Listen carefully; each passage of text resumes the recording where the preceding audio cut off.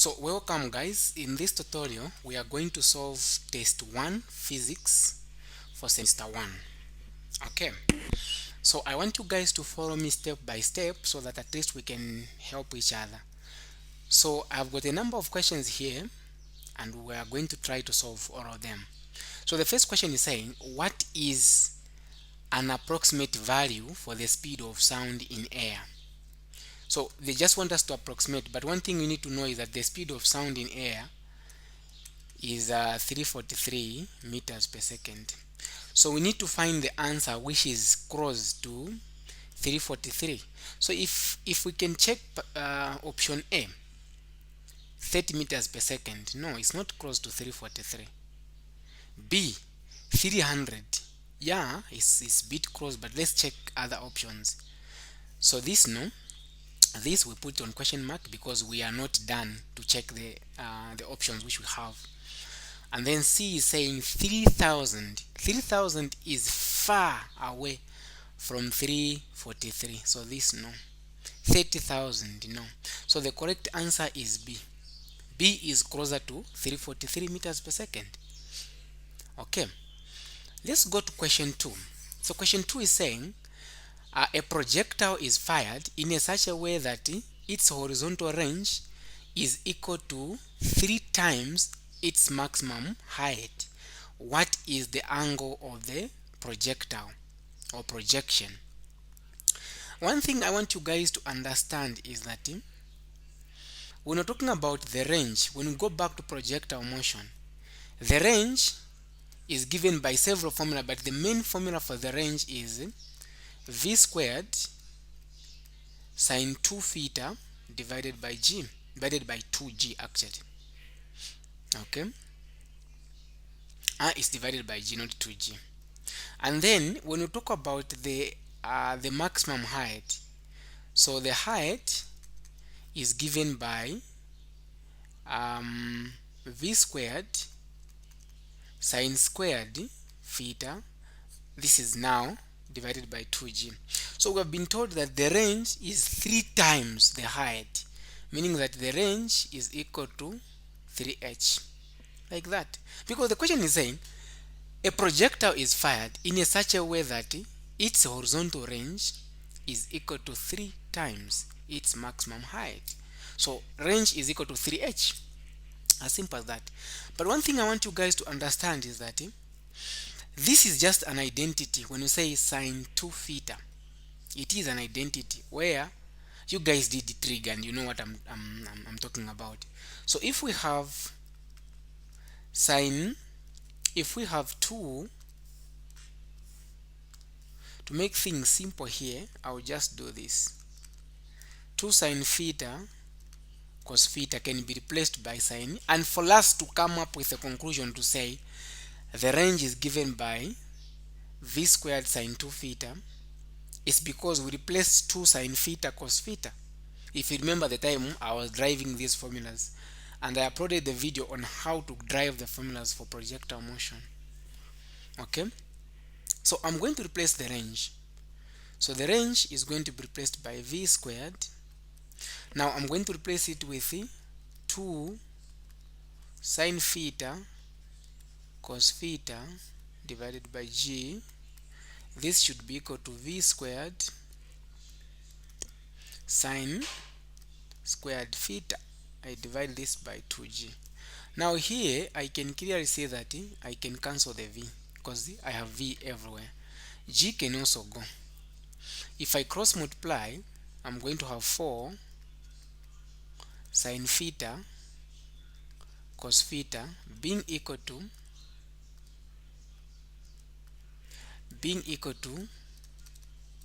sine squared theta. Now I can cancel sine and also one sine, meaning I'll remain with one sine here. So here there is 3, let's not forget because it was 3h, so let me not forget to put 3 there. So I have 4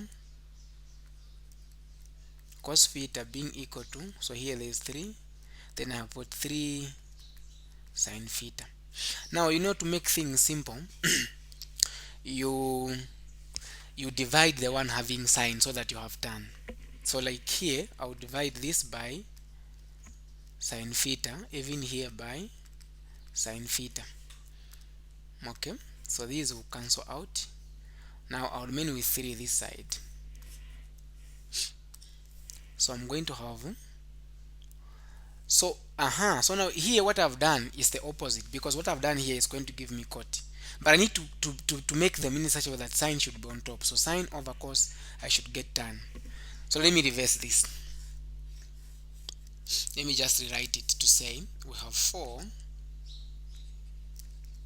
cos theta being equal to 3 sine theta, like that.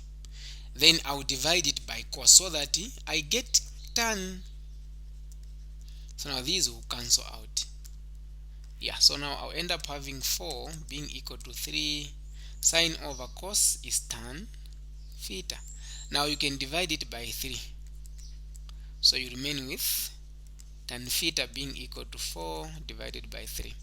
Now if I want to find the angle, one thing we should know, guys, that is theta is going to be equal to tan inverse. So it's like I'm dividing both sides by tan, then 4 divided by 3. So what will be theta? So get your calculator. So shift tan, then open brackets, 4 divided by 3 should be equal to 53 degrees. 53.1, but I'll just leave it 53. Then go back to your options which we have. Do we have 53? Yes. So in this case, A is the correct answer.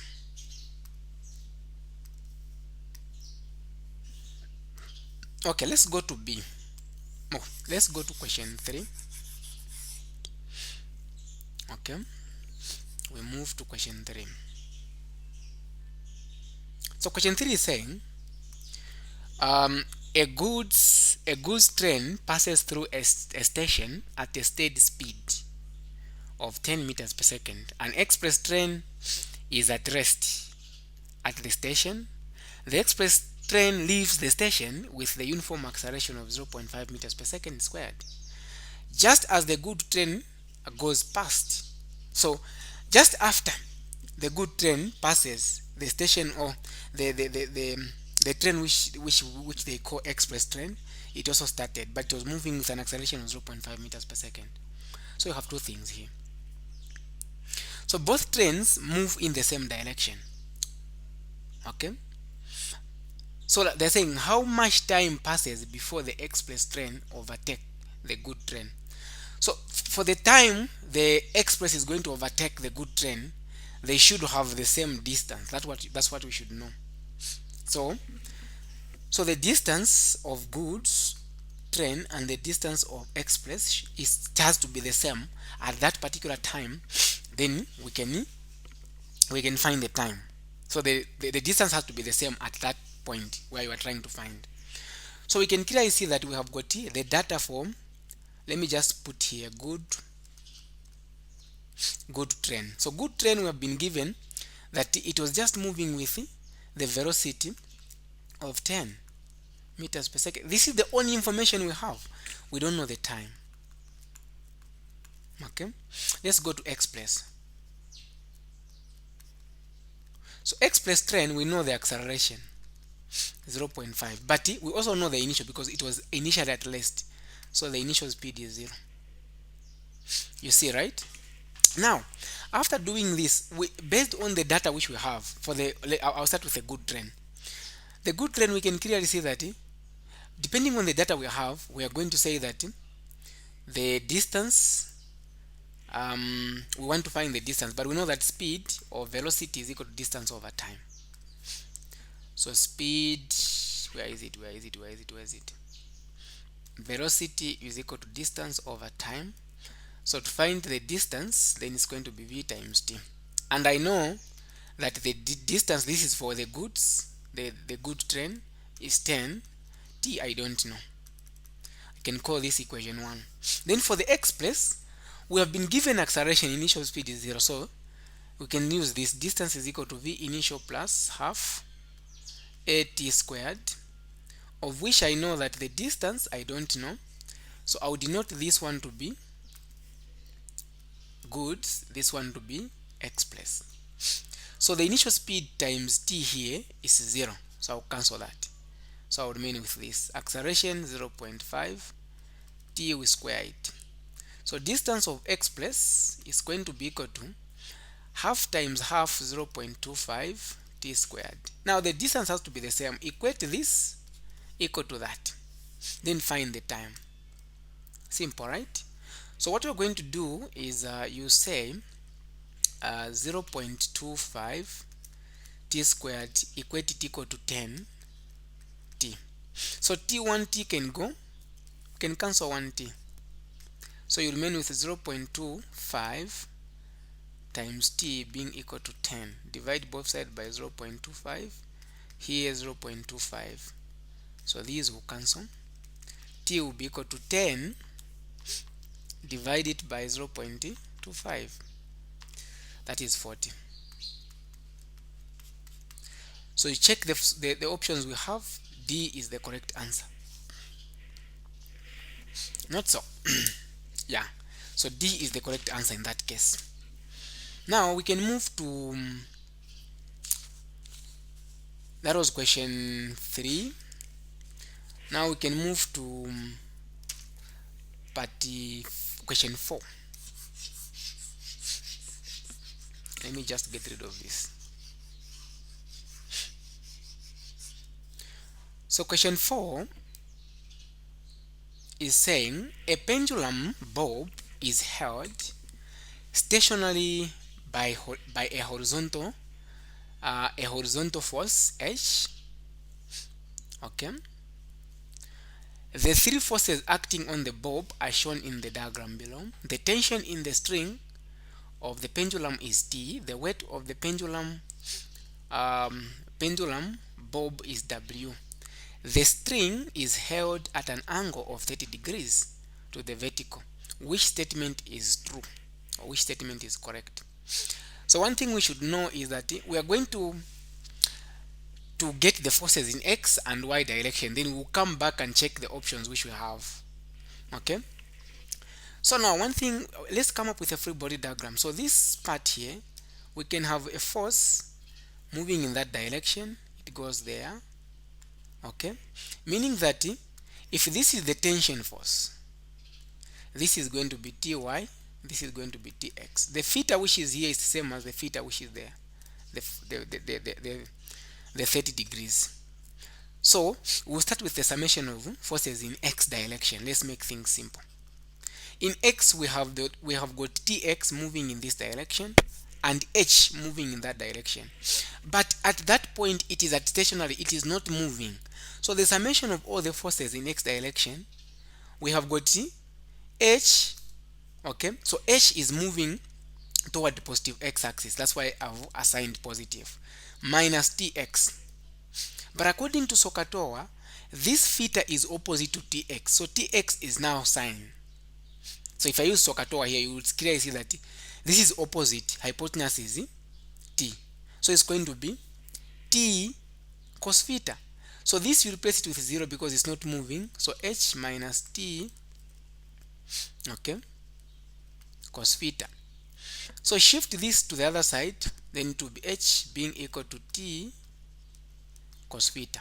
Let's leave it here. Let's not go, let's first not go to the answers. No. Okay, let's first not go to the answers. So just a minute. So Tx is not going to be cos. Just a minute. It's opposite. Opposite is sine. Okay, so it's supposed to be sine here and not cos. So it is T sine theta, because opposite, when you say sine theta is opposite over hypotenuse, so it's sine. So it will be H being equal to T sine theta, like that. Let's leave it there. Now in y direction, so one answer has to be correct. In y direction we have got Ty pointing upward, positive, W pointing downward, it will carry negative. So replace this with 0. So now this is adjacent to the what? To the angle. So it is cos. Shift W to the other side, so W will be equal to T cos theta. Now you check, and for sure you can't have both answers here, but you need to have one. Let's now check. From what we have found here, h is equal to t cos theta. No, h is supposed to be t sin theta. T is equal to h sin theta. No. W is equal to t sin theta. No. But W is equal to t cos theta. Yes. So the correct answer is D. Okay. I hope you are following, guys, and I explained this under, there's a video I explained everything under the pendulum. So if you are interested also to know more about that, you can also watch my video, and this is going to help you again to understand semester 2. There is a part for semester 2 where I explained everything under simple pendulum. Okay, so we go to question 5. Let's see, what is it saying? So question 5 is saying an aircraft initially stationary, so initially meaning that the initial speed is 0, initially stationary on a runway takes off with a speed of 85 kilometers per hour in a distance of no more than 1.2 kilometers. Okay, what is the minimum constant acceleration necessary for the aircraft? So let's first gather data before we even go to the so the data which we have been given that initial speed is 0, but the final which it was moving with is 85 kilometers per hour. The distance is 1.2. I don't have time to find the acceleration. I'll use this formula. Now, one thing we should know is that it's either you can change the velocity to meters per second and the distance to kilometers or to meters. If you want, you can do it direct, then you come back later and convert. It's the same thing. What do I mean? So now you guys, I'm going to use another method. I'm going to teach you another method. So now what is happening here is convert 8.5 kilometers per hour to meters per second. So how do we convert that? So it will be 8.5 kilometers in 1 hour times, in 1 kilometer we have got 1,000 meters. So you have converted now, because kilometer and kilometer will cancel. You have now remained with meters. Then in 1 hour, how many seconds do we have? Or if you are confused already, you can just say in 1 hour, how many minutes do we have? We have 60 minutes. But again, convert minutes. In 1 minute, how many seconds do we have? We have got 60 seconds. Minute and minute will go. So if you do the calculation here, you end up having 8.5 times 1,000. Then you divide this by 60 times 60 is 3,600. So you end up having 2.361 meters per second. What of the distance? Let's try to convert the distance. So the distance, we have 1.20 kilometers. So this is just kilometers. So what do we do now if we just have kilometers? You do the same thing. Let me write it. 1.2. So you say times in 1 kilometers. Oh, let me redo it again.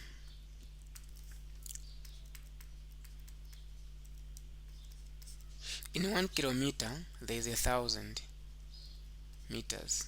These will cancel out. You did dimension analysis, guys. 1.2 times 1,000, you should be able to get 1,200. So 1,200 meters. Now we can go ahead and find the acceleration using the formula we showed. The final is 2.361 square it. The initial is 0. To acceleration we don't know, but the distance is 1,200. Okay, so what we are going to do, 2.361 squared being equal to, if we This is going to be 2400 times A divided by 2400, even here 2400. A will be equal to, so 2.36 squared, 2.361 squared, I divide it by 2400. 2.361 squared divided by 2400. Okay.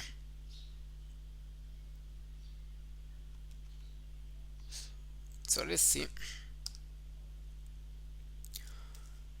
Okay, so let's see the answer we are going to get. Guys, are we being serious for us to say 1.2 times 1000? We are converting from kilometers to meters, which is going to be 1.20 times 1000 is 1200. Okay, then did we find the correct one on the time we were converting 85? So it was 85 times 1000, which is going to be 85,000 divided by 3600. Let's see, 85,000 divided by 3600. That was supposed to be 23.61 and not 2. This one, when you convert.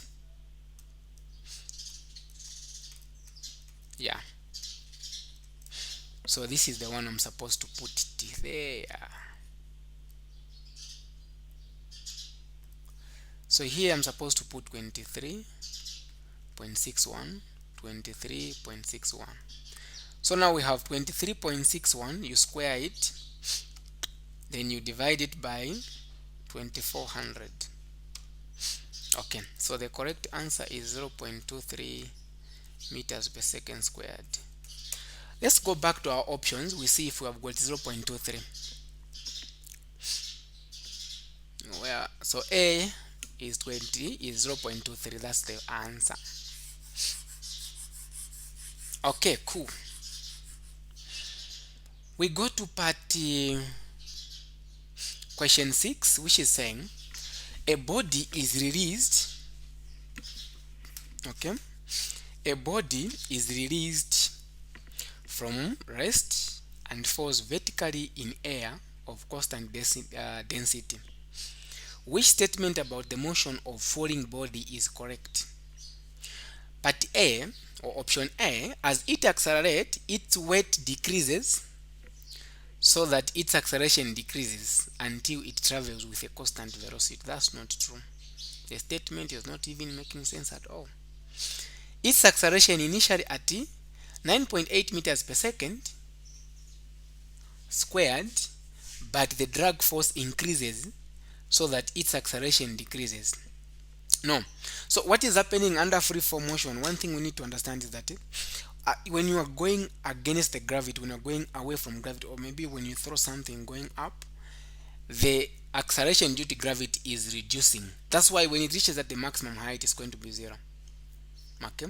Now at this point, option B is wrong because it's saying that it's accelerates initially at 9.8 meters per second squared, but the drag force increases, so its acceleration decreases. No.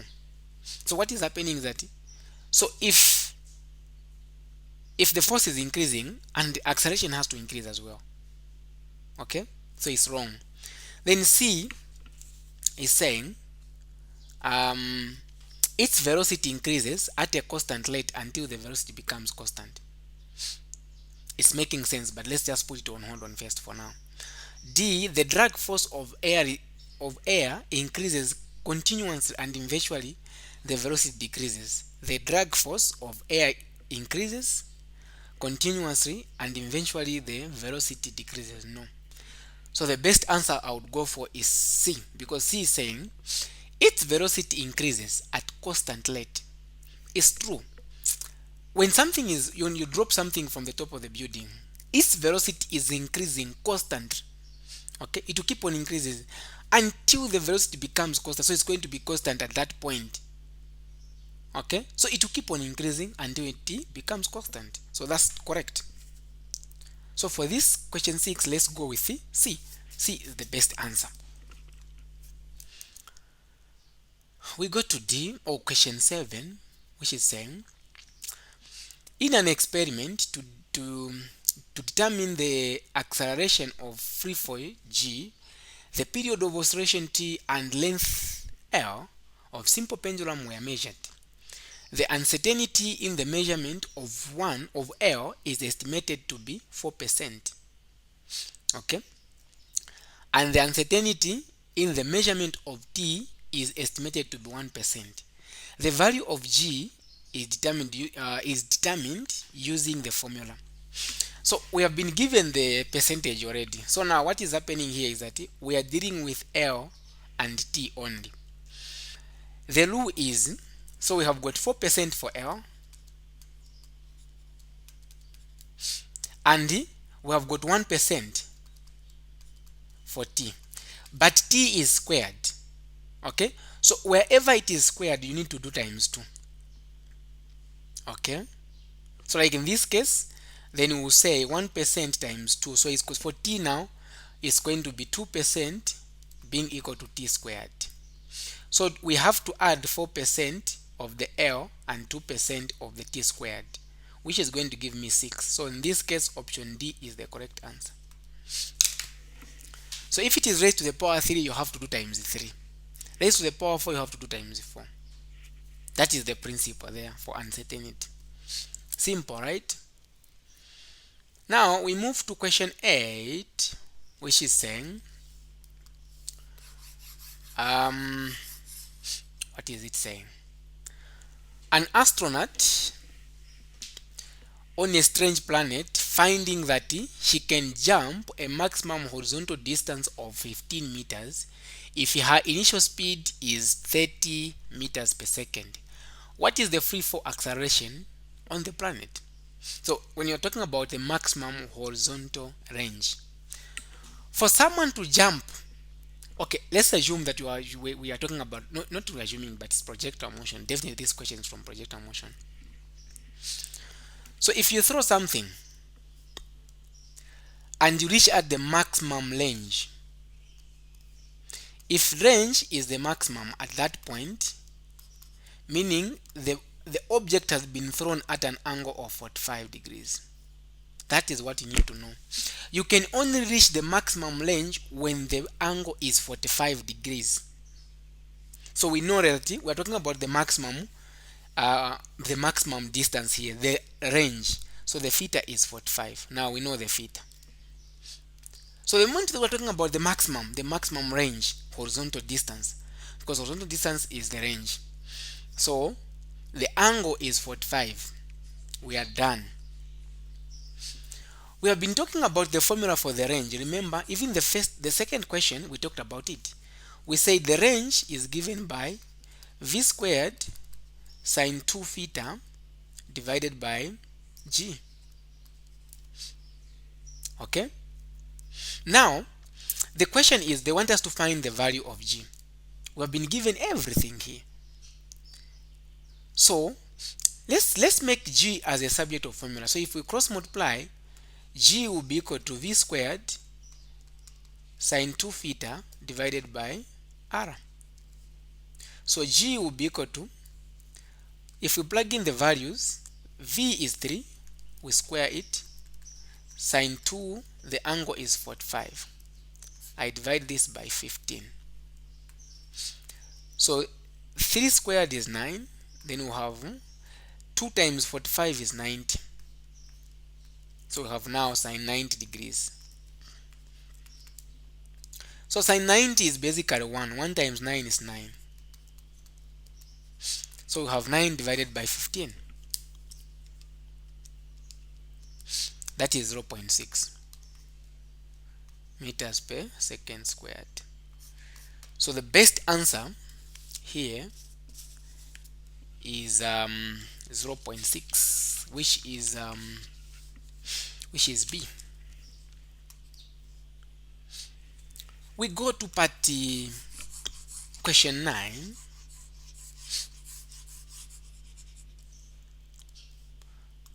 So question 9 is saying a still air, a bird can fly at a speed of 10 meters per second. The wind is blowing from east at 8 meters per second. In which direction must the bird fly in order to travel to a destination that is due north? Okay, so let's do this and let's try to understand the question first. So one thing we need to understand is that where the bird we want this bird to travel due north, and we have been told that what is happening here. We have been told that there is a wind coming from east. That is a vector, and we want this to travel due north. So now we've been given that this is 8. That is 8 from east.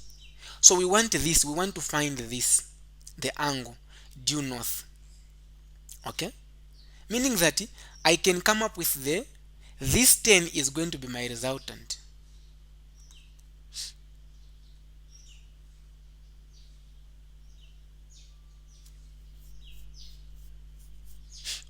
Okay, the 10 is going to be my resultant.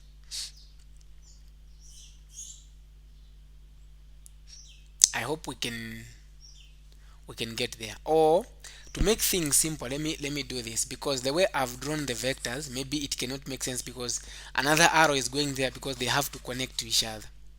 So we have this. So we want it to go in this direction.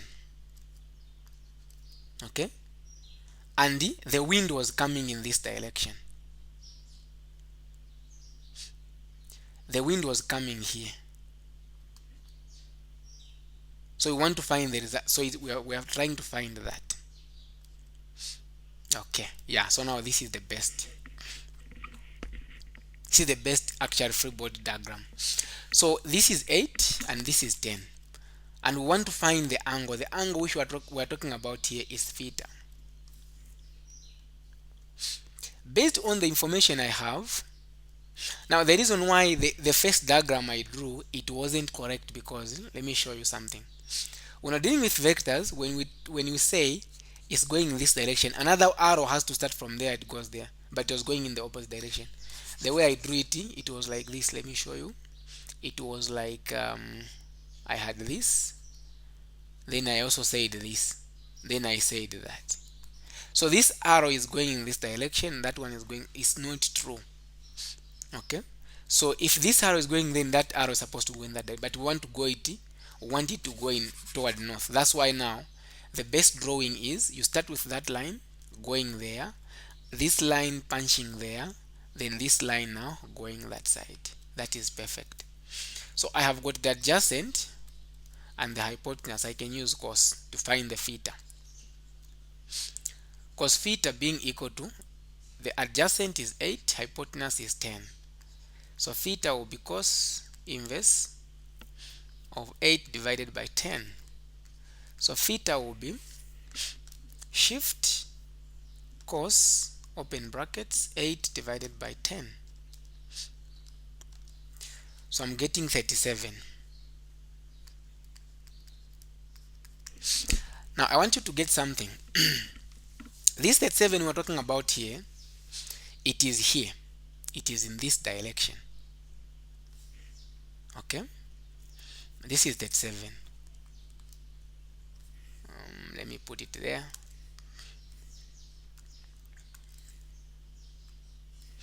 This angle is now 37, and we know that this is 90. So we say 90, we say 90, we want to find this angle here first as well. So it's going to be 90 plus 37. 90 plus 37, 127 minus 180, because everything there is 180, 53. So this angle is 53. Now I want us to be very much careful here, and we need to understand something. The question is asking us to say we're trying to find the direction the object was going toward north. Okay, so we can't focus on this because this is not part of the north, but we are going to focus on 53 because 53 is near. So now we have got this is north. Okay, so I want us to focus on something. So we have this. If I bring, if I give you a Cartesian plane here, I just say at this point I put this. It's more like I'm going to put him. Okay. Or if I want, I can put it in. Okay, just here. So the options which we have, the angle which we have to focus in is not 37, it is 53. 53 is the one which is near north. We can clearly see there. So anything to do with 37 is wrong. So this is wrong, this is wrong. I want you to get me clearly there. Okay, so we have 53, but we have got 253. Now, one thing we have to focus, one thing we have to understand is this.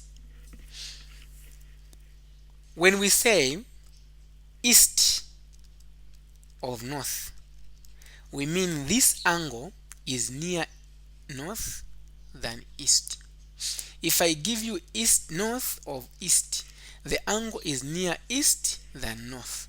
If I give you west of north, the angle is near north than west. So the angle is near the last part than the first part.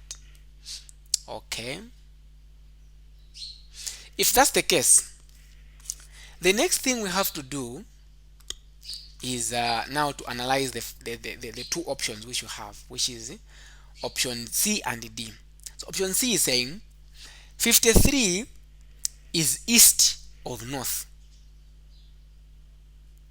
Okay, what are they trying to tell us? They are saying that 53 is near north than east.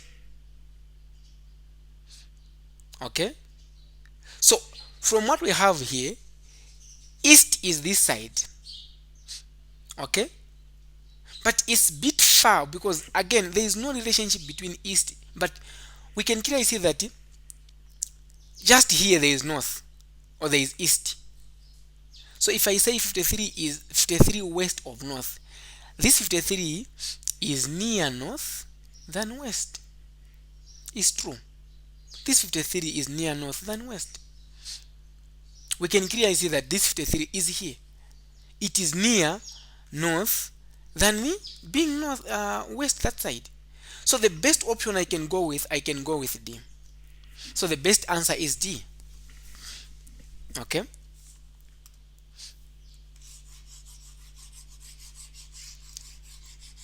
We move to the last question for MCQ, which is question 10.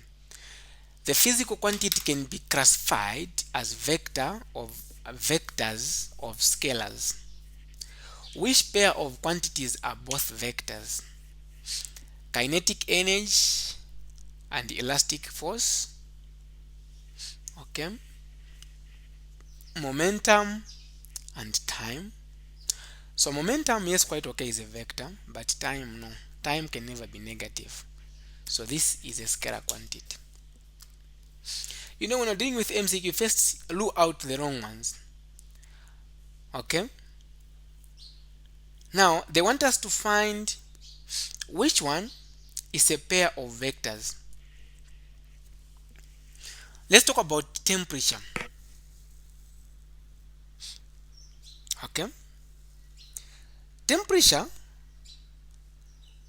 yes, weight is basically force. It's a vector, but temperature, no. So I'll rule out this one. Okay. Then kinetic energy, we have got kinetic energy and elastic force. Okay, I'll put a question mark first. Then for part C is saying velocity and magnitude field. So magnitude field, again, okay, but the introduction of vectors, I also explained about this.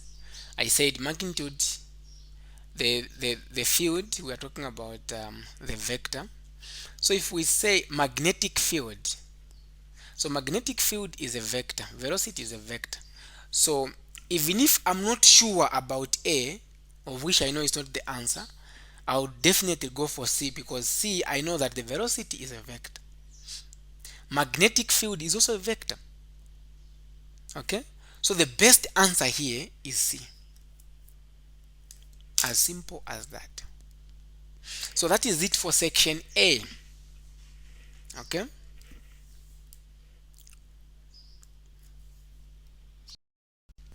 Now let's go to section B, and here the most interesting question is part B, which we are going to talk about projectile motion. But for now, um, let's begin with part A. Part A is saying, explain how an object which is at rest and one moving with a constant velocity may be considered to be at the same state. So when we say um, an object which is at rest, in that case the net force is zero. When an object is at rest, the net force is zero. At the same time, when an object is moving with a constant speed, the net force is also zero. What do I mean? That formula we talk about acceleration or velocity, yes, acceleration, to say v final minus v initial divided by time. When we say a constant velocity, the velocity, if the final is 2, the initial is 2. Let's assume that time is 3. So it will be 0 divided by 3, which is 0. So if the acceleration is 0, the net force is 0. So if an object is at rest and an object moving with a constant speed, they will both have the net force. The net force will be 0. That's what we should know. Okay. So that's the explanation for part A. Let's go to part B. Very interesting question. A footballer kicks a ball on a horizontal ground, giving it an initial velocity of 25 meters per second at an angle of 35 degrees to the horizontal. Before we even solve, let's come up with a free body diagram. What is happening? You throw the ball, it goes in that direction. Okay? So this is the range, we know that. That's the range. So it has been thrown 35 degrees with an initial speed of 25, sorry. And this is our range, our height, sorry. So the question is, where will the ball be 1.2 seconds after it's kicked? So you have to find the range when the time was 1.2. At the same time, you have to find the height. Okay? So now we know that range is given by Vx times t. So Vx is always V cos theta times t. So range will be, the velocity is 25 cos the angle 35 times 1.2. So the range is basically 25 cos 35 times 1.2, which is 24.57. So 24.57 meters is my distance in horizontal. So when you have this kind of question, they're asking you to find where will the ball be. Okay? So the horizontal, in horizontal, is going to be 24.5. I also need to find the y component, which is the y. So you can either say it is h, the height, and we know that the height is given by v squared sine squared theta divided by 2g. We plug in the values, 25 squared sine squared 35 divided by 2 times. So this formula, when you are driving this, you make sure to say, you need to know that the negative was considered the time we are driving the formula.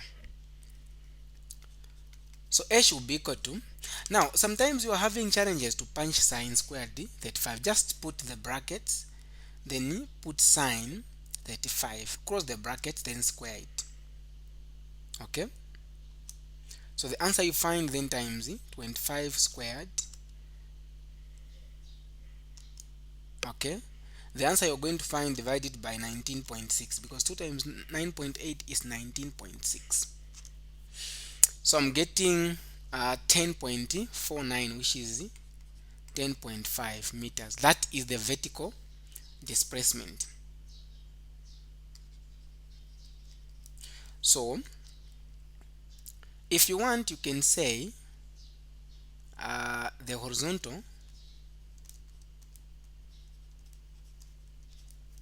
displacement is 24.57 meters. The vertical displacement is 10.5 meters. That is it for part A.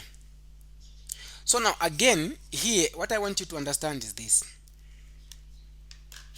I want you to understand something. If you want, you can leave the answer, you report it in that way.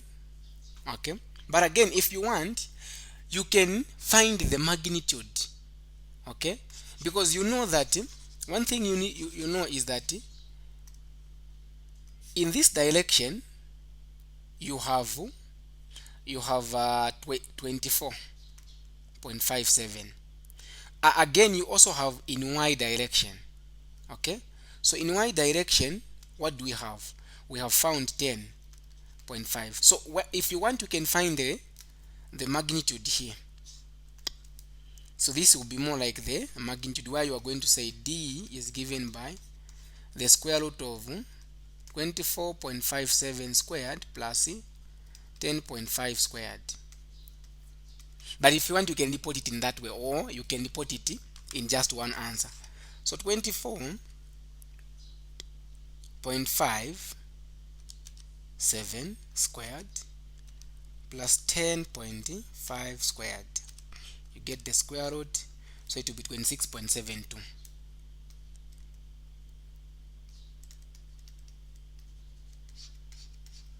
So it's either you can leave it there, or you can just leave it to say the horizontal distance will be 24 and the vertical distance will be that. It is basically the same thing. Okay, and no one is going to question you, so you choose which one to go with. As simple as that. Okay, so we now go to what? To B. Okay, that is, we now go to what? Part 2. So part 2 is saying calculate the velocity of the ball after 1.2 seconds. So we want to find the ball. So now we need to find the velocity in x and the velocity in y. After doing that, then we find now the velocity. What do I mean? What I mean here, guys, is very simple and straightforward. What we're going to do is this. Okay, I want you to understand step by step. What we're going to do, we need to find the velocity in y. Initially, for me to find because I've got the velocity in x and y, so for me to find the velocity, I need to use this vy squared plus vx squared. So I need to find the vy and the vx. So we can start with vx, and we definitely know that for me to find the vx, it's not going to be hard, because I know that vx in x direction, vx doesn't change. It's v cos theta. So vx will be 25 cos the theta, which is 20 what, or 35. So vx, if you punch, you'll be able to get 20.48 meters per second. Let's find vy. To find vy now, we know that in y-axis we have g and we also have t. let's not forget about that. So Vy, which is final, will be equal to the Vy initial plus Gt. In this case, this is when I'm trying to drive the formula, so G is going to carry a negative because it's going up.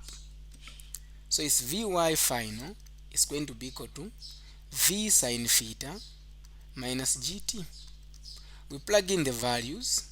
It's 25 sine 35 minus 9.8 times 1.2. So if I do direct, I'll be able to have 25 sine 35. I'm getting 14.339, so I'll do minus, open brackets, 9.8 times 1.2, then I close the brackets. So I'm getting my answer to be 2.58 meters per second. Now I have the Vx and Vy, so I can find now this. I just put them in the square root. That will be my velocity after 1.2 seconds. So 20.48 squared plus 2.58 squared. So let's see, 20.48 squared plus 2.58 squared. I get the square root, so I'm getting 20.64.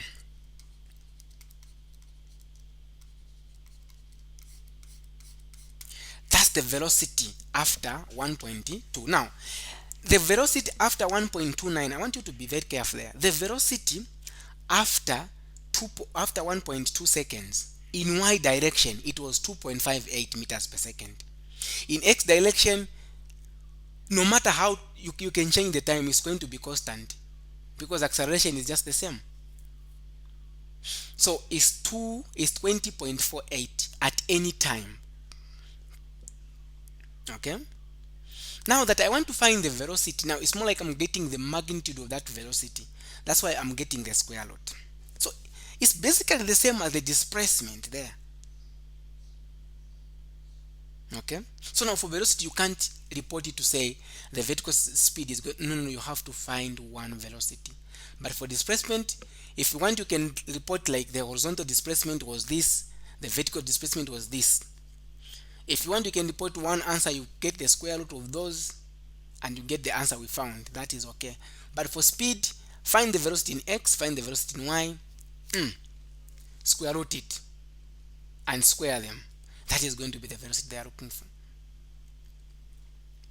Let's do the part 3 where they're saying where would the ball land. So they are now talking about the range.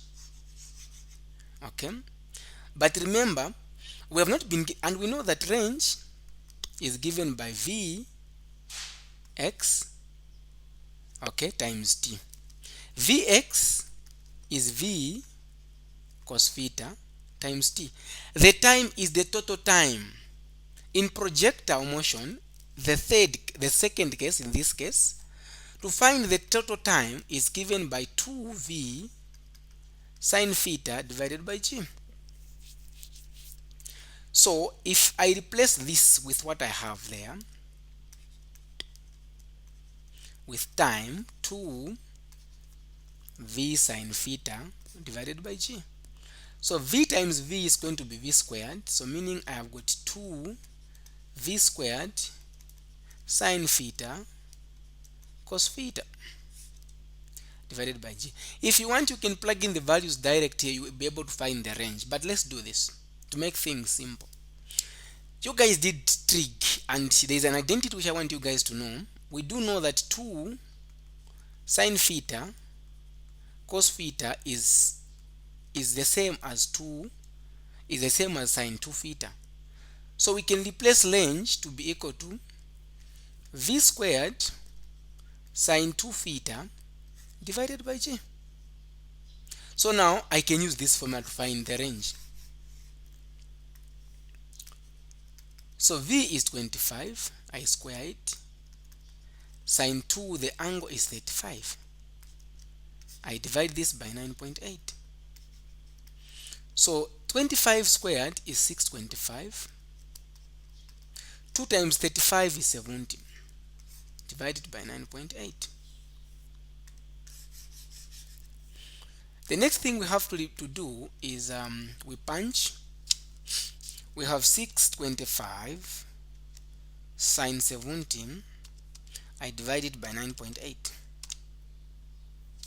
59.9, which is basically the same as 60.0 meters.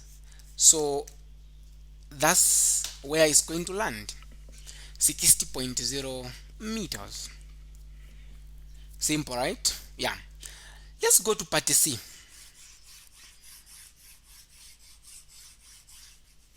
Now for projectile motion, that one I'm done. Let's go to part C. A superhero leapt with a displacement having an x component of 32.5 meters and y component of 25.3 meters. Find the magnitude and direction of the displacement vector. So it's more like we have dx being equal to 32.5 meters, dy is 24.3 meters. So to find the displacement, that is the resultant displacement, is dx squared plus dy squared. So if I plug in the values, plus 24.3 squared, the displacement which I'm getting right now is 32.5 squared plus 24.3 squared. Okay, then I get the square root of this, 40.58. Is it in meters? Yes, so I'll put it in meters. That's the magnitude of the displacement. So to find the angle, theta is given by tan inverse dy divided by dx. So tan inverse dy is 24.3, then 32.5, like that. So we have shift tan, open brackets, 24.3 divided by 20, or 32.5. So my angle is 36.7 or 0.78. So I can say 36.8 is fine. So the displacement is 40.58 meters, and the angle, which is the direction, is 36.8 degrees. As simple as that. Okay.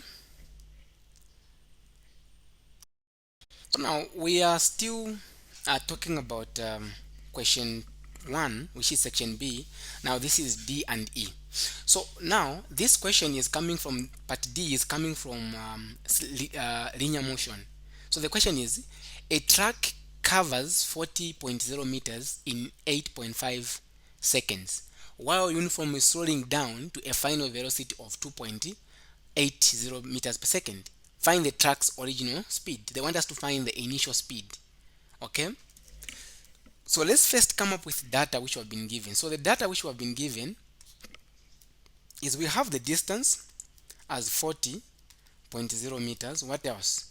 We have the time being equal to 8.50 seconds, and we have been given that the final velocity is 2.8 meters per second, but we don't know the initial speed. It's the one we want to find. Cool. Now again, let's try to think the equations which we need to use for us to find the initial speed. Okay, so we have got 3 equations of the motion. V final is equal to V initial plus acceleration times t. Then we also have D is equal to, which you can use S if you want, initial speed times time, half at squared. Then V final squared being equal to V initial squared plus 2 AD, or you can say AC is fine. Now here we are talking about time. We have been given time, so this formula doesn't have time, so therefore I cannot use this, so I'm going to eliminate this formula. Now the first formula, if I plug in the values, I'm going to discover something. I don't know the final. The initial I know. Or I know the initial, sorry. The initial, I'm using this formula. The initial is, or the final, sorry, is 5.8 being equal to, I don't know the initial, plus acceleration, I also don't know, but I know the time. Okay? So this will be 2.8 being equal to V initial plus 8.5 times A. Now I can't continue to find the initial because I don't know acceleration. The car is the same. So even if I use a different formula again to come up with, so I have got two unknown variables, acceleration and the velocity. I need another equation. Let's use this the second one. The displacement is 40. The initial I don't know. I know the time is 8.5 plus half. I don't know the acceleration. I know the time is 8.5. We square it. To simplify this, so it's going to be 8.5 times V initial plus. So if I do 8.5, I square it, times 1 over 2 is 0.5. So I'm getting 36.125A. Now this is my second equation. Now that I have got two equations, and my goal is to find, one thing we should know is that we're talking about the same things.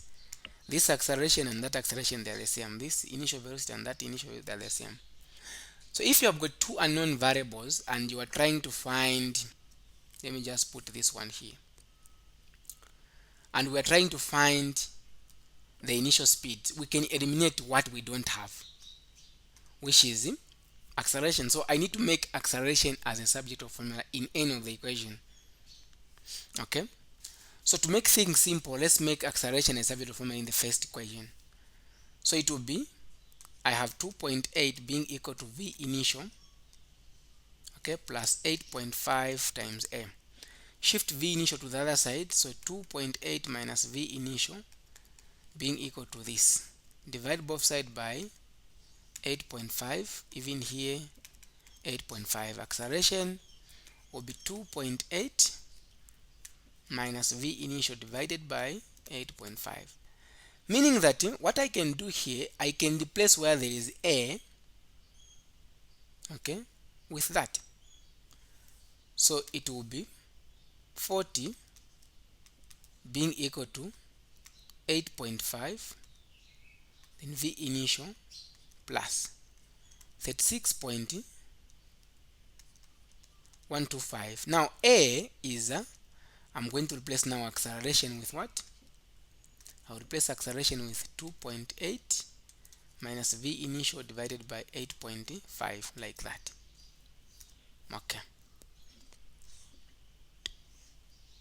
So I can now get rid of this. I no longer need it. So to create, because I need space. So I'll do this. I'll leave it here. So now again here, what we can clearly see, guys, is this. I'm going to divide the 6.126.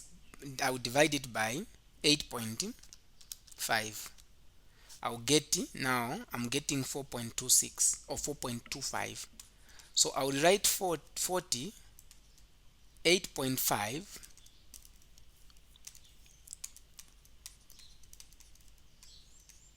36 point, oh, now this one we have divided it by 8.5 to simplify it, and it has given me 4.25. okay, then in the brackets now I remain with 2.8. I've divided this into that, like that. So to simplify it, this times that one, 4.25 times 2.8 is 11.9 minus 4.25 V initial.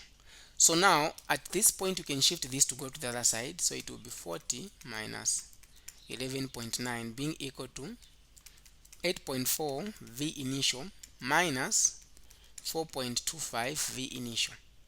So if you do 40 minus that, you'll be able to get 28.1 being equal to 8 point, you have 8.5, 8.5 minus 4.25.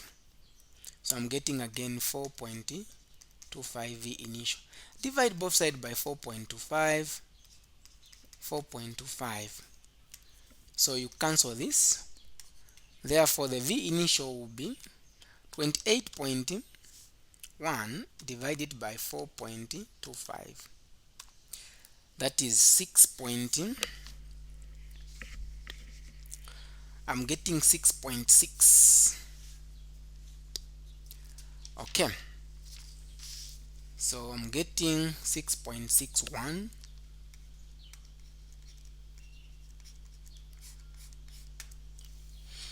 That's my answer for that question. So you see, it is a bit involving, but not that much. It's just a matter of understanding, come up with data, and then come up with the formulas which are going to help you to find that. If you see that you have got two unknown variables, then you need to come up with another equation. That's how it is about physics. If you have got two unknown variables you are solving, and you have come up with two unknown variables, and you are trying to find another one, you are not interested in the other one, so you can make the subject of formula of that other one which you are not interested in to plug in. Or maybe if you want to find both, like in a case where the question was, if maybe the answer is to find both the acceleration and this, would have gone back to this formula. So now, since we have now initial, then we can find now acceleration, and we made a as a subject of formula. You remember we said 2.8 minus v initial divided by 8.5. So you can now plug in the v initial to find the acceleration if the question was asking us to find both acceleration and the velocity. Okay.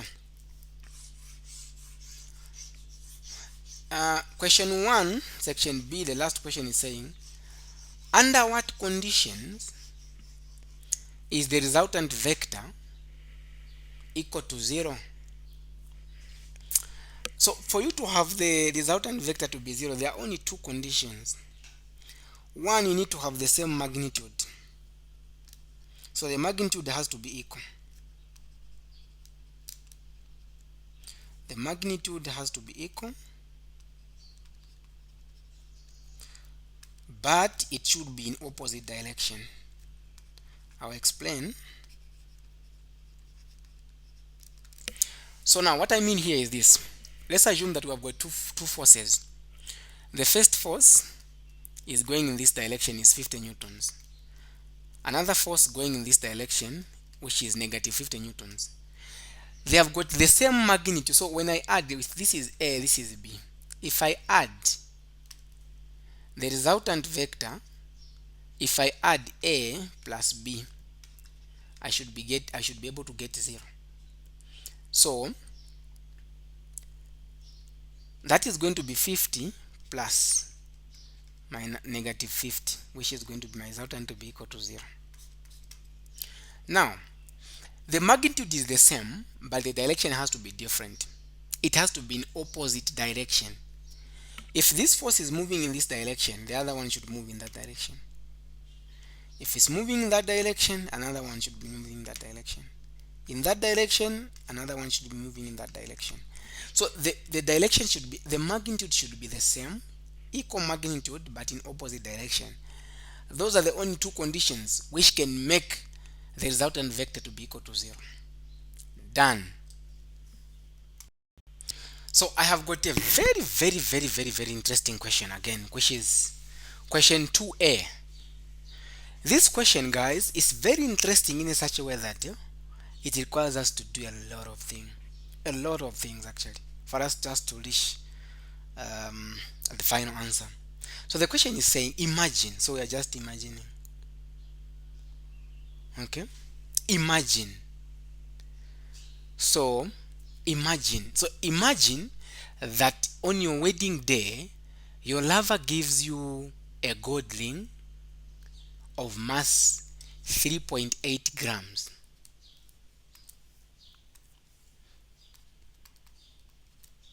Okay, Then 50 years later, its masses is found to be 3.5 3.35 grams. So meaning that there is a change in mass which happened there. So the mass, when we do 3.8 minus 3.5 means 3.35, that is the change in mass. Okay, on the average, how many atoms were abandoned then from the ring during each second of your marriage? During each second. So we have to find the seconds in 50 years. How many seconds are there? So in 50 years, okay, for us to find the seconds now, before we even find anything, let's first find the second, because we'll come back and say, because we are finding the rate, so we are finding the number of atoms divided by the time. So it has to be the number of atoms divided by the time. Okay, so it will be atoms per second. Now 50 years, in each year we have got 365 days,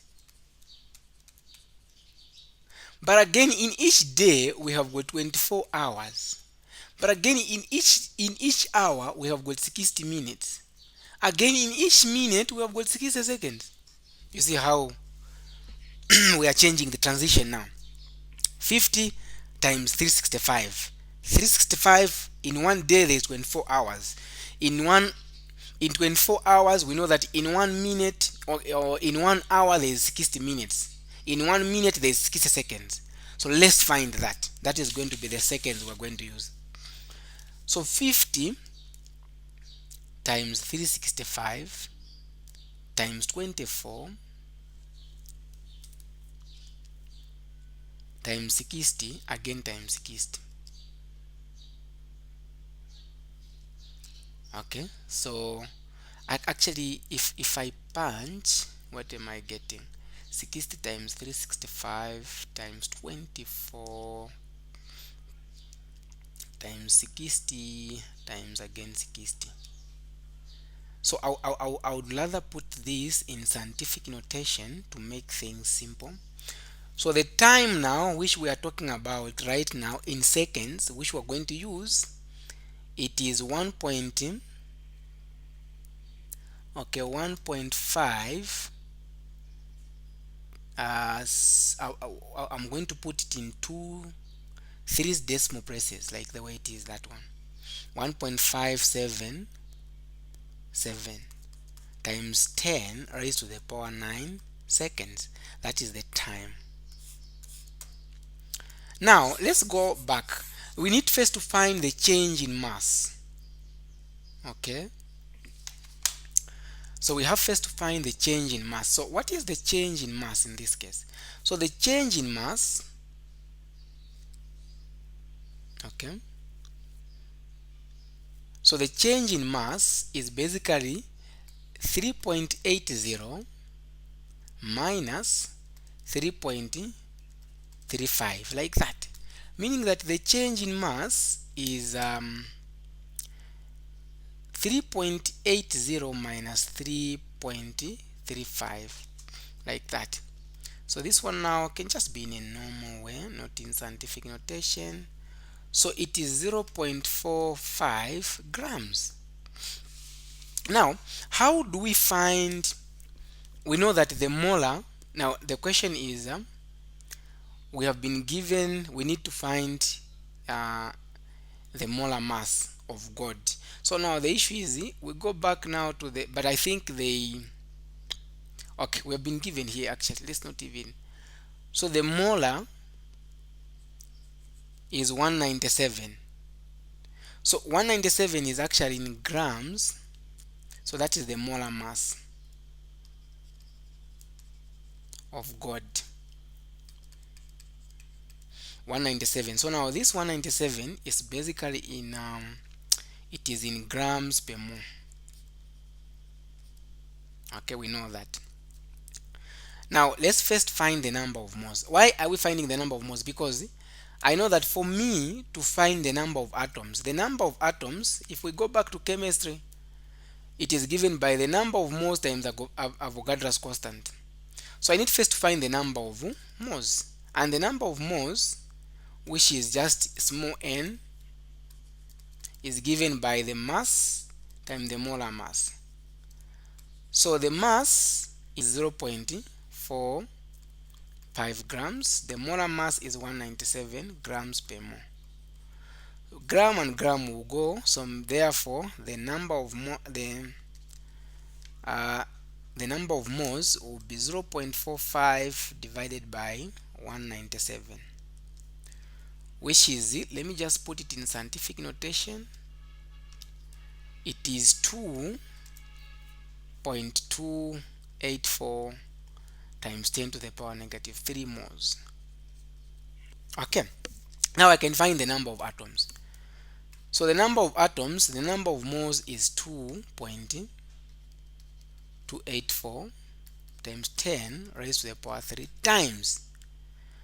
So the Avogadro's constant, we know it already. We have been dealing with chemistry for some time. The Avogadro's constant, so I can put this in brackets. The Avogadro's constant, we know that it is 6.022 times 10 raised to the power 23. So the number of atoms now is going to be this number of atoms times 6.022 times, or I can just say exponent 23.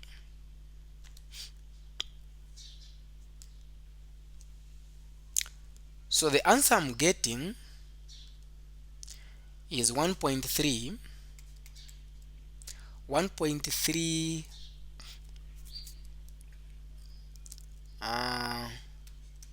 76 times 10 raised to the power 21. So now these are the number of atoms.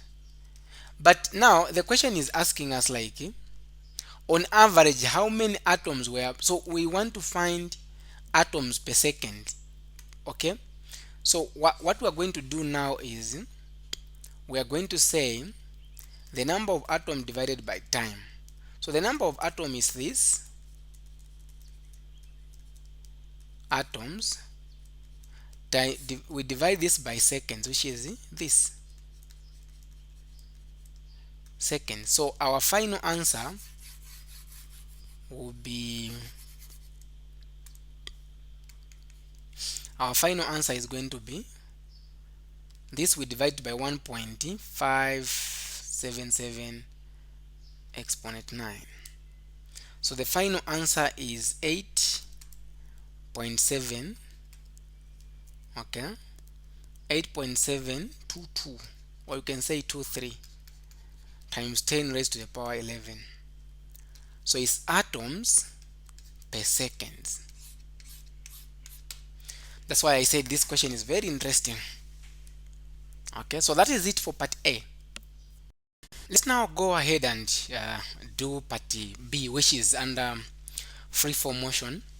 And the question is saying a ball is thrown direct downward with initial speed of 8 meters per second from a height of 30 meters. After what time interval does it strike the ground? Now, here is the issue, guys. When we're talking about free form motion, I think if you have been watching my videos, I explained two things. Okay? If at all you have been told that the ball was thrown from the top of the building, okay, and then, or the ball is thrown direct downward with an initial speed of 0. Get me right there. If the initial speed is 0 when you are throwing something from the top of the building, to find the time you always use this formula, because it will come from this. Height is given by, or the displacement, if you want, we can say change in y. Okay, if you want, change in y is v initial times t plus half gt squared. Now, since the initial speed is 0, you can cancel this and you end up having this. Okay, half gt squared.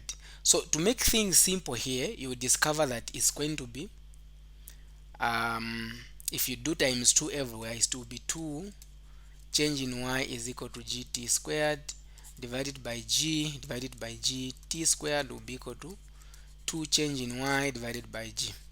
So t will be equal to the root of 2 change in y divided by g. In other books, the same change in y is the same as the h. So t, if you've been watching my videos, I think I've been using h. So it's the same thing actually. Now, in this case, this is when you use this formula to find the time if you have been told that the initial speed is 0 or it was thrown from rest. Okay, so now everything is going to be positive when you are plugging in the values here. The g will be positive, the d will be the distance will be positive, everything will be positive. But the moment they mention that it was thrown at a certain velocity, like in this case, we have been told that it was thrown at a certain velocity, which is we have been given the initial speed as 8.0 meters per second. Once you know that, once you have been given the initial speed when it was thrown from the top of the building, from this formula, v initial times t plus half gt squared, you plug in everything to be negative. Get me right there. Meaning that the change in y is going to be negative 30. The v initial will be negative 8. G will also be negative. Perhaps you have heard that sometimes g can also be negative when it's going down. This is a case where g can be negative. I've explained that, guys. So we plug in the values here. So negative 30 being equal to, the v initial is negative 8. The time we don't know. Plus half the g negative 9.8. The time we don't know. Negative 30 being equal to negative 8t minus 4.9, because 2 divided by 9.8 is 4.9 t squared. This becomes our quadratic equation. Shift 30 to the other side, same as 0 being equal to 30 minus this minus that. That's a quadratic equation. Okay, so I'm going to use that formula we know. So it will be t being equal to negative b plus or minus the root of b squared minus 4a. 4ac, you divide it by 2a. So b, this is a, this is b, and this is c. We know that b is negative, so negative and negative will cancel. We'll have this negative 8 squared minus 4. A is negative 4.9. C is 30. Divide this by 2 times negative 4.9, like that. What are we going to have? So we have 8 plus or minus. Then we have so if you square negative 8 squared, is going to be 16. Okay, 64. So here we have got negative negative, it will be plus. So we have 4 times 4.9 times 30. Okay, so that gives me 588. I divide that by negative 9.8. We want space this side, so therefore t will be equal to 8 plus or minus. Now I can just do direct, guys. I can just say 588 plus 64. I'm getting 652. Then I get the square root of that is 25. 25.53. 534. I divide that by negative 9.8. Therefore t will be equal to 8 plus 25.534. Okay, I divide that by negative 9.8, or t will be equal to 8 minus 25.534. I divide that by negative 9.8. So t now is going to be 8 plus 25.534. So I'm getting 33.534. I divide this, or let me first put it direct. That or t being equal to, so now I can first find direct here. I divide this by neg 9.8. So I'm getting negative 3.42 seconds. Let's leave it there. Then the other one is 8 minus 25.534. So I'm getting negative 17.534. I divide that by 9.8. So I'm dividing it by negative 9.8 and I'm getting positive 1.79 seconds. So t 1.79 seconds, like that. Now let's check. So we have the time in we have the time which is the negative and the positive. And you know, guys, that time can never be negative. Okay, so after knowing that time can never be negative, then we know that we are going to eliminate this. This is not the answer. The solution is this one. So the time is 1.79 seconds. As simple as that. Make sure, guys, you understand what I've explained. If you have been told, let's just do a recap. If you have been told that you throw something from the top of the building, the initial speed is 0. Get me right. The initial speed is 0. You use the same formula we have used here.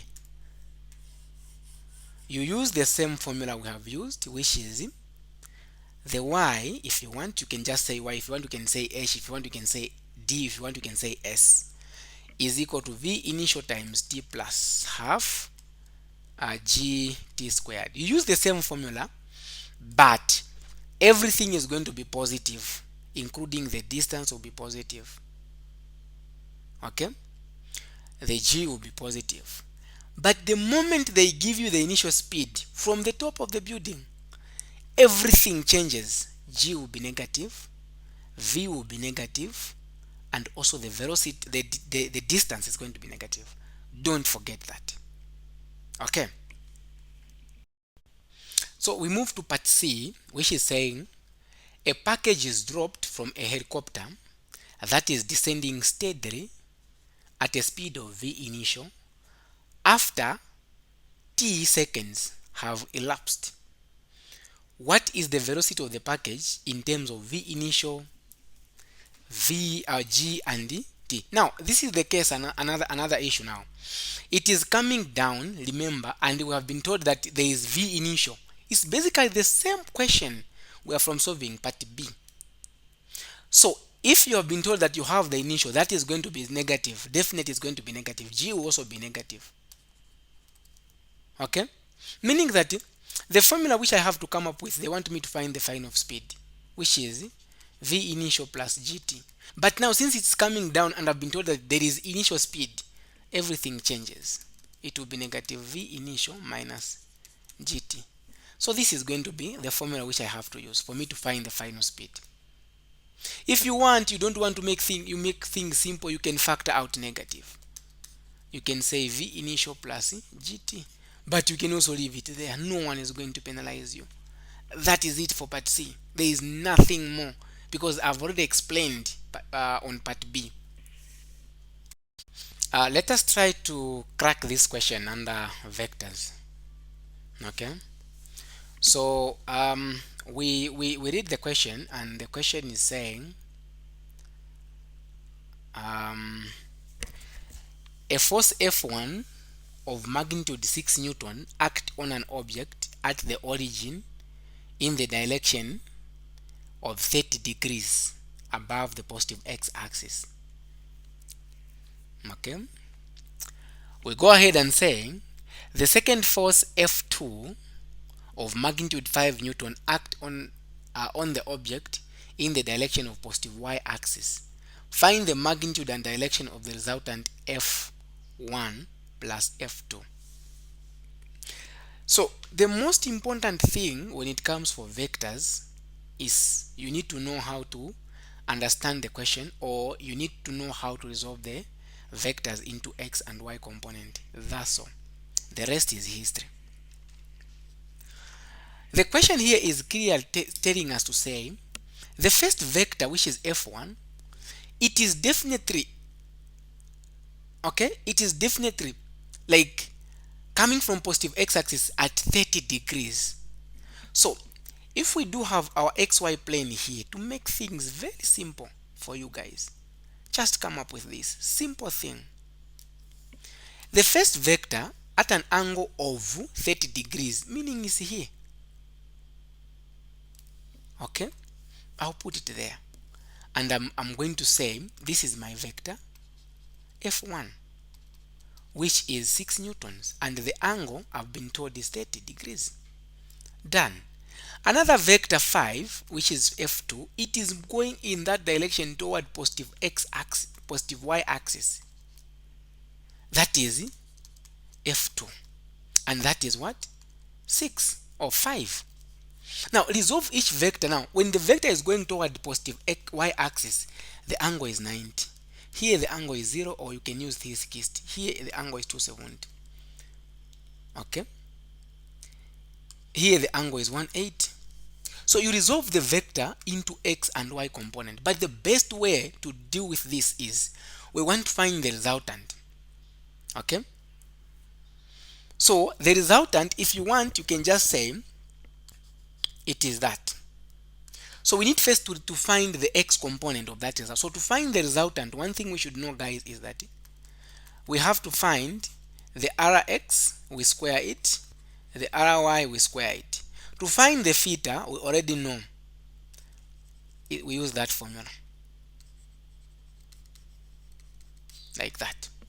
So first I have to get the f1 but in x direction plus f2 but in x direction.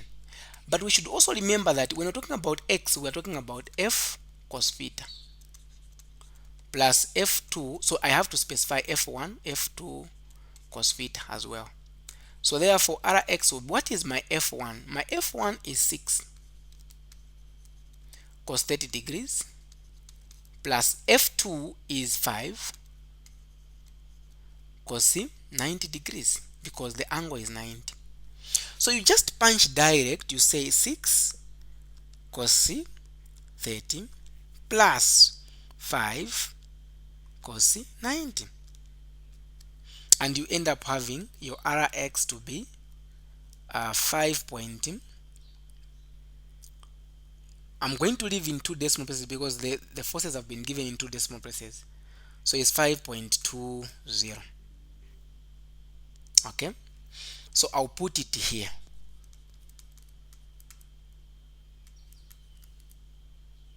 It is in Newton. Now I go now to y. So ry is basically, I can start it from the top, will be f1y plus f2y. So it will be f1 sine theta plus f2 sine theta, because we use sine when it is y, when it comes for vector. So f is basically, f1 is 6 sine 30 plus 5 sine 90.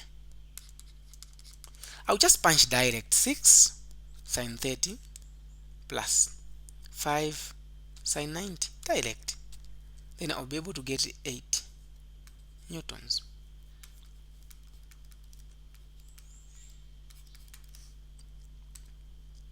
Done. Okay, so let's redo it. We are saying, because that has to be 3, then what is 5 sine 90? Okay, yeah, it is 8. Now I want to find the magnitude like I said, you just do it like this. You put an arrow to show that you're talking about the vectors. The Rx is 5.20 squared. The Ry is 8 squared. So we expect our magnitude to be 5.20 squared plus 8 squared. So I divide this by, or I do the square root of the answer, which is 9.54 newtons. That is my resultant vector, which is f1 plus f2, 9.5. To find the angle, for the fact that the Rx and Ry, they are positive, the angle is going to fall in the first quadrant. Okay, let's not forget about that. For the fact that Rx and Ry, they are both positive, my angle has to fall in the first quadrant. And the answer I'm going to find here, the angle is not going to go beyond 90. So it's going to be within 0 to 90. Before I even find the answer, I'll be able to know that this is correct. Theta will be equal to tan inverse Ry from this formula. Ry is 8, then that. So we have shift tan, open brackets, 8 divided by 5.20. I divide it like that. So the answer I'm getting is 56.976 degrees. To make things simple, just round it off. So it's 57. Now this is in one decimal place. I'll also leave it in one decimal place. So it's 57.0 degrees. So that is it for part D. There is nothing complicated, guys. It's just simple. Okay? So if you want to understand more about vectors and maybe how to find the direction, before you even write your exams, I would recommend you just watch my 20 minutes video which are there on the YouTube channel, and they'll really help you.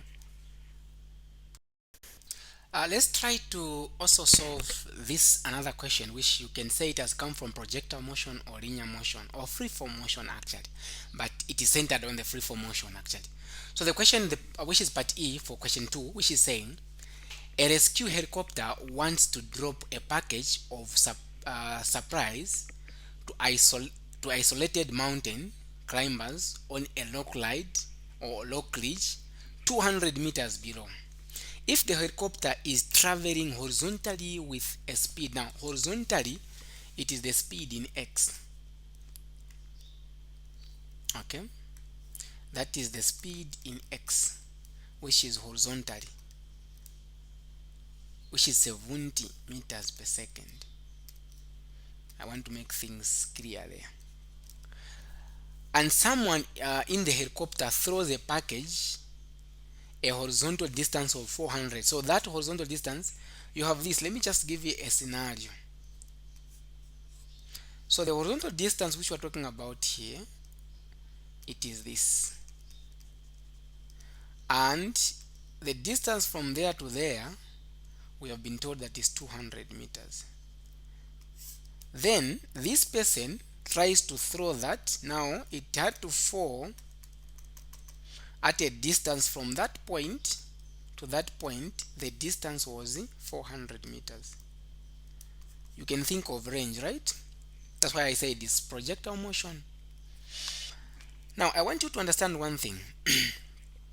So the question continues to say, with what speed should the package be given so that it arrives precisely at the climber's position? So they want us to find like the velocity which is going to be there.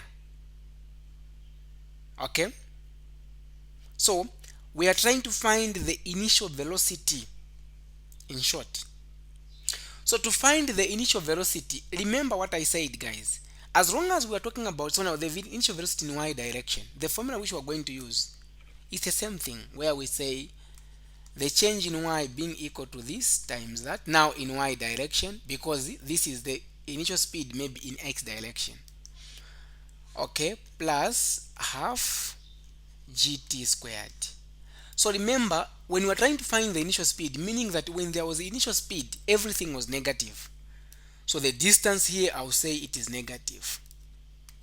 The initial speed, the answer I'm going to find, and you are going to see yourself, is going to be negative. But for now, let's just leave it like that. So the time, we don't know as well. So this is going to be half. I'm going to put, let me just put plus, then it's going to be negative 9.8, because everything we have said should be negative. So negative 20, negative 200 being equal to v initial y, okay, then minus 4.9 t squared. I told you to say if I've got two unknown variables, I need to find a way on how I'm going to find another one. So in this case, I have this equation. I can write it here. I've forgotten time here. Okay, I'll add here, which is t is just t not t squared. So here I'm supposed to multiply by t, minus 4.9 t squared. Now another thing is, let's talk about the horizontal. You know guys, when I'm talking about the range, remember we said range is vx times t.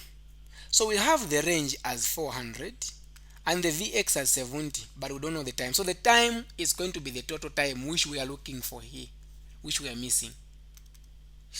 So it will be divided by 70 divided by 70. T will be equal to 400 divided by 70, which is 5.71 seconds. That is the time now we have. So I'll go back here and now say we have 200 being equal to the v initial, I don't know in y direction. The time now is 5.71 minus 4.9. The time now is 5.71 squared. So we have this. So v initial in y direction, let's not forget the time, so it will be minus. Now I have got 5.71, I square it. So the answer I'm going to find times 4.9. So I'm getting 159.76. Shift this to go to the other side. So it will be negative 200 plus 159 okay, 159.1 or 0.76 being equal to v initial in y. Then we have that. Remember I told you that the answer has to be negative because that initial velocity was given. So let's say this answer minus 200, and I'm having negative 40.23. I'm not going to round it off, being equal to v initial y 5.71, like that. Let's divide both sides by 5.71. So these will cancel, and we'll end up having this v initial y being equal to that 40. I've not rounded off. I want to find the accurate answer, divided by 5.71. But if you want to round it off, you can say 40.24 is fine. So I divide it and I'm getting negative 7.05 meters per second. As you can see, the negative is just telling us that it was the initial speed which was given on top. So now we can clearly see that here we're going to say